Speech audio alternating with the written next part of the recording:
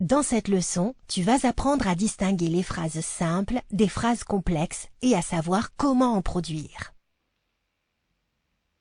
Tout d'abord, voyons ce qu'est une phrase simple. Une phrase qui ne contient qu'un seul verbe conjugué est une phrase simple. Par exemple, dans la phrase « Je lis un livre », le seul verbe conjugué est « lit ». Il s'agit donc d'une phrase simple. Comme il n'y a qu'un seul verbe conjugué, on dit que la phrase comporte une seule proposition. Dans l'exemple précédent, « Je lis un livre », la proposition est « Je lis un livre ».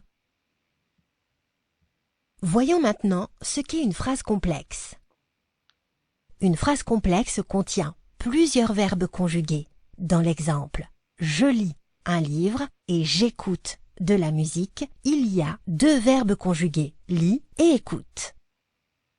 Comme il y a deux verbes conjugués, il y a donc deux propositions. La première proposition est « Je lis un livre ». La deuxième proposition est « J'écoute de la musique ».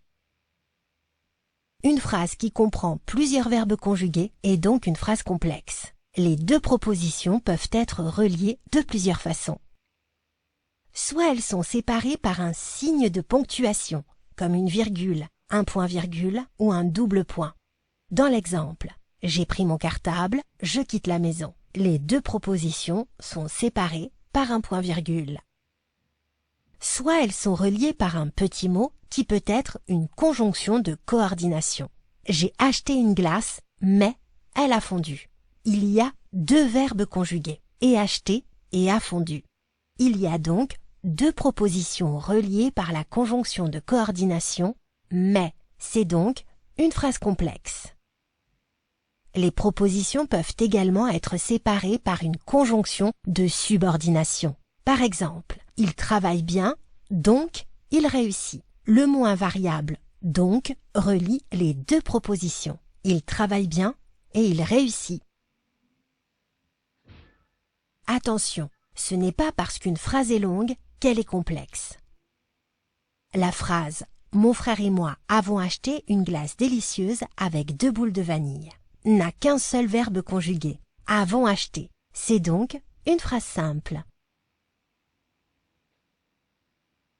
Nous venons de voir que les conjonctions de coordination servent à relier deux propositions. Pour se souvenir des conjonctions de coordination, on apprend la petite phrase « Mais où est donc Ornicard ?»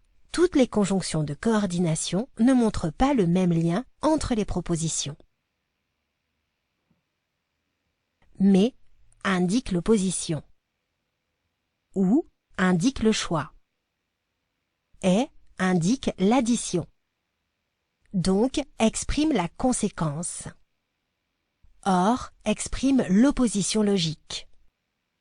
Ni indique l'addition dans une phrase négative. Car peut signifier une cause ou une explication. Les conjonctions de subordination introduisent une proposition qui dépend de l'autre. On ne peut pas les séparer.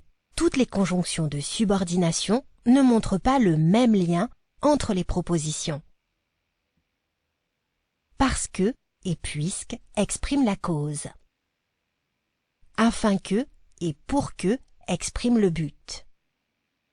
Si montre une condition entre les propositions. Comme exprime la comparaison. Bien que ou même si exprime la concession. Quand, lorsque ou dès que exprime le temps. Alors que marque une opposition. Entraîne-toi. Combien y a-t-il de propositions dans la phrase ?